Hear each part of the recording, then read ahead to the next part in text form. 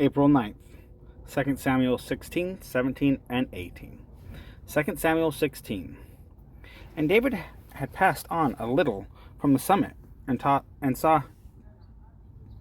Tisbah, the servant of Mephibosheth, who met him with a couple of saddled donkeys, and on them 200 loaves, and 100 cakes of raisins, and 100 summer fruit, and a skin of wine. And the sovereign said to Tisbah, "Why do you have these?" And Tisbah said, "The donkeys are the sovereign's household to ride on, and the bread and summer fruit for the young men to eat, and the wine for the weary to drink in the wilderness." And the sovereign said, "And where is the son of your master?" Tisbah said to the sovereign, "See, he remains in Jerusalem. For he said, 'Today the house of Israel is going to return to the reign of my father to me.' And the sovereign said to Tisbah, 'See, all that belongs to Mephibosheth is yours.' And Tisbah said, 'I have bowed myself. Let me find favor in your eyes, my master, O sovereign.' And when sovereign came to Bahurim, he saw a man from the clan of the house of Saul, whose name was Shimi, son of Gera, coming from there. He came out cursing as he came, and he pelted with stones David and all the servants of sovereign David, and all the people and all the mighty men were on his right and on his left. And this is what Shimi said as he cursed, get out, O man of blood and man of Belial. Yah has brought upon you all the blood of the house of Saul, in whose place you have reigned. And Yah has given the reign into the hand of Absalom your son. And see, you are in your own evil, for you are a man of blood." And Abishai, son of Tishiruya, said to the sovereign, "Why should this dead dog curse my master the sovereign? Please let me pass over and take off his head." And the sovereign said, "What have I done with you, you sons of Tishiruya? For let him curse, even because Yah has said to him, 'Curse David.' And who should say, 'Why did you do that?'" And David said to Abishai and all his servants, "See how my son, who came from my own body, seeks my life. And how much more now this Benjaminite. Leave him alone, and let him curse, for Yah has spoken to him. If so be, Yah does look on my affliction, and Yah shall return good to me for his cursing today." And as David and his men went in the way, Shimi walked alongside him on the hillside, and cursed as he went, and threw stones at him, and kicked up dust. And the sovereign and all the people who were with him became weary, and they refreshed themselves there. And Absalom and all the people, the men of Israel, came to Jerusalem, and Ahithophel was with him. And it came to be, when Hushai the Archite, the friend of David, had come to Absalom, that Hushai said to Absalom, "Let the sovereign live, let the sovereign live." And Absalom said to Hushai, "Is this your living commitment to your friend? Why did you not go with your friend?" And Hushai said to Absalom, "No, I am for the one whom Yah and his people, and this people and all the men of Israel have chosen, and with him I remain. And besides, whom should I serve? Should it not be before his son? As I have served before your fathers, so I am before you." And Absalom said to Ahithophel, "Give your advice, what should we do?" And Ahithophel said to Absalom, "Go into your father's concubines, whom he has left to look after the house. And all Israel should hear that you have made yourself a stench to your father, and the hands of all who are with you shall be strong." So they pitched a tent for Absalom on the top of the house, and Absalom went in to his father's concubines before the eyes of all Israel. Now the advice Ahithophel gave in those days was as if one had inquired at the word of Elohim. So was all the advice of Ahithophel, both to David and Absalom. 2 Samuel 17. And Ahithophel said to Absalom, Please let me choose 12,000 men, and let me arise and pursue David tonight, and come upon him while he is weary and weak. And I shall make him afraid, and all the people who are with him shall flee. And I shall strike the sovereign alone, and bring back all the people to you. When all return except the man whom you seek, all the people should be at peace. And the saying pleased Absalom and all the elders of Israel.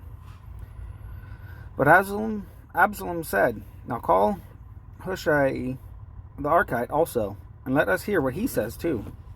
And Hushai came to Absalom, and Absalom spoke to him, saying, Ahithophel has spoken according to this word. Should we do as he says? If not, speak up.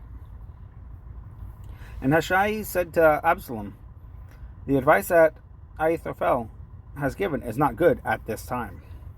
And Hushai said, You know your father and his men, that they are mighty men, and they are as bitter in being as a bear robbed of her cubs in the field. And your father is a man of battle, and would not spend the night with the people. See, by now he is hidden in some pit, or in some place. And it shall be, when some of them fall at the first, that whoever hears it shall say, There has been a slaughter among the people who are following Absalom. And even he who is brave, whose heart is like the heart of a lion, would utterly melt. For all Israel knows that your father is a mighty man, and those who are with him are brave men. But I advise, let all Israel, without fail, be gathered to you, from Dan to Beersheba, as numerous as the sand by the sea, and that you yourself go to battle. And we shall come upon him in some place where he is found, and fall on him as the dew falls on the ground. And there shall be left of him, and all of the men with him, not even one. And if he withdraws into a city, then all Israel shall bring ropes to that city, and we shall pull it into the wadi, until there is not one small stone found there. And Absalom and all the men of Israel then said, The advice of Hushai the Archite is better than the advice of Ahithophel. For Yah had ordained to nullify the good advice of Ahithophel, for the sake of Yah, bringing evil upon Absalom. Hushai then said to Zadok and to Abiathar the priests, Ahithophel has advised Absalom and the elders of Israel such and such, but I have advised so and so. And now send hastily and inform David, saying, Do not spend this night in the desert plains of the wilderness, but pass over without fail, lest the sovereign and all the people with him be swallowed up. And Jonathan and Ahimaaz were stationed at Rogel, and a female servant would come and inform them, and they would go and inform sovereign David, for they could not be seen entering the city. But a youth saw them and informed Absalom. So the two of them went away at once and came to a man's house in Bahurim, who had a well in his courtyard, and they went down into it. And the woman took and spread a covering over the well's mouth, and spread ground grain on it, so the matter was not known. And the servants of Absalom came to the woman at the house, and said, Where are Ahimaaz and Jonathan? And the woman said to them, They have passed over the stream of water. And they looked and did not find them, and returned to Jerusalem. And it came to be, after they had left, that they came up out of the well, and went and informed sovereign David, and said to David, Arise, and pass over the water quickly, for thus Ahithophel has advised against you. And David and all the people who were with him rose up and passed over the Jordan. And by morning light, not even one remained, who had not gone over the Jordan. And Ahithophel saw that his advice was not followed. So he saddled his donkey, and rose up and went home to his house, to his city. Then he gave command to his house, and hanged himself and died. and he was buried at his father's burial site. And David came to Mahanaim,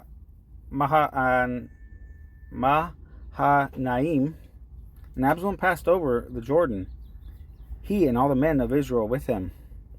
And Absalom appointed Amasa over the army instead of Joab. Now Amasa was the son of a man whose name was Yithra, Israeli, who had gone into Abigail, the daughter of Nahash. Nahash is serpent snake. Sister of Zeruiah, Joab's mother. And Israel and Absalom encamped in the land of Gilead. And it came to be, when David had come to Mahanaim, that Shobi, son of Nahash, from Rabbah of the children of Ammon, and Machir, son of Amiel, from Lodabar, and Barzillai, the Gileadite, from Rogelim, brought breads and basins and earthen vessels and wheat and barley and flour and roasted grain and beans and lentils and parched vegetables and honey and curds and sheep and cheese of the herd, and David and the people who were with him, for David and the people who were with him to eat. For they said, the people are hungry and weary and thirsty in the wilderness. 2 Samuel 18. And David mustered the people who were with him, and set commanders of thousands and commanders of hundreds over them. And David sent out 1/3 of the people under the hand of Joab, and 1/3 under the hand of Abishai, son of Zeruiah, Joab's brother, and 1/3 under the hand of Attai the Gittite. And the sovereign said to the people, I shall certainly go out with you too. But the people answered, Do not go out, for if we flee away, they would not set heart upon us. Even if half of us die, they would not set heart upon us. For now 10,000 are like us. Therefore, it is better for you to support us from the city. And the sovereign said to them, That which is good in your eyes, I do. And the sovereign stood beside the gate, and all the people went out by hundreds and by thousands. And the sovereign ordered Joab and Abishai and Attai, saying, Be gentle with the young man Absalom for my sake. And all the people heard when the sovereign gave the commanders orders concerning Absalom. So the people went out into the field to meet Israel. And the battle was in the forest of Ephraim. And the people of Israel were smitten before the servants of David. And the slaughter there that day was great, 20,000 men. And the battle there was scattered over the face of all the land, and the forest devoured more people that day than the sword devoured. And when Absalom met the servants of David, Absalom was riding on a mule, and the mule went under the thick branches of a great terebinth tree, and his head caught hold in the terebinth. And he was suspended between the heavens and the earth, while the mule which was under him passed on. And a certain man saw it, and informed Joab, and said, Look, I saw Absalom hanging in a terebinth tree. And Joab said to the man who informed him, Now look, you saw. Why did you not strike him to the earth there? Then I would have given you 10 pieces of silver and a belt. But the man answered Joab, Though I were to receive 1,000 pieces of silver in my hand, I would not raise my hand against the son of the sovereign, because in your hearing the sovereign commanded you and Abishai and Attai, saying, Take heed who you go against in the youth, against Absalom. Otherwise, I would have been untrue to my own life. For no matter is hidden from the sovereign, and you yourself would have set yourself against me. And Joab said, Let me not waste time here with you.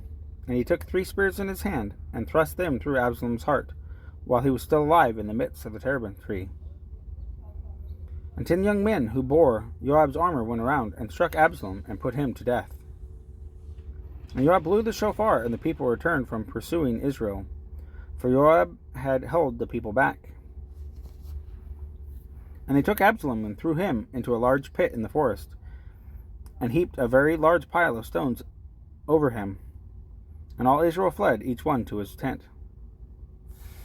And Absalom in his lifetime had taken and set up a monument for himself, which is in the sovereign's valley. For he said, I have no son to keep my name in remembrance. And he called the monument after his own name. And to this day it is called Absalom's monument. And Ahimaaz, son of Zadok, said, Please let me run and take the news to the sovereign, for Yah has avenged him of his enemies. But Joab said to him, You are not the man to take the news today, but you shall take the news another day. But today you do not take the news, because the sovereign's son is dead. And Joab said to the Cushite, Go, inform the sovereign what you have seen. And the Cushite bowed himself to Joab and ran. And Ahimaaz, son of Zadok, said again to Joab, And whatever it might be, please let me also run after the Cushite. And Joab said, Why would you run, my son? There is no news to bring you reward. And whatever might be, he said, Let me run. And he said to him, Run. And Ahimaaz ran by the way of the plain and passed the Cushite. Now David was sitting between the two gates, and the watchman went up to the roof over the gate, to the wall, and lifted his eyes and looked, and saw a man running alone. And the watchman called out and told the sovereign. And the sovereign said, If he is alone, there is news in his mouth. And he came nearer and nearer. And the watchman saw another man running, and the watchman called out to the gatekeeper and said, See, a man running by himself. And the sovereign said, This one is also bringing news. And the watchman said, I see the running of the first like the running of Ahimaaz, son of Zadok. And the sovereign said, This is a good man, and he comes with good news. And Ahimaaz called out and said to the sovereign, Peace. Then he bowed down with his face to the earth before the sovereign, and said, Blessed be Yah, your Elohim, who has surrendered the men who raised their hand against my master the sovereign. And the sovereign said, Peace to the young man, to Absalom. And Ahimaaz answered, When Joab sent the sovereign's servant and me to your servant, I saw a great crowd, but I did not know why. And the sovereign said, Turn aside and stand here. And he turned aside and stood still. And see, the Cushite came, and the Cushite said, Receive news, my master, the sovereign, for Yah has avenged you this day of all those who rose against you. And the sovereign said to the Cushite, Peace to the young man, to Absalom. And the Cushite answered, Let the enemies of my master, the sovereign, and all who rise against you for evil, be as that young man is. And the sovereign was shaken, and went up to the room over the gate, and wept. As he went, he said this, O my son Absalom, my son Absalom, if only I had died instead of you. O Absalom, my son, my son.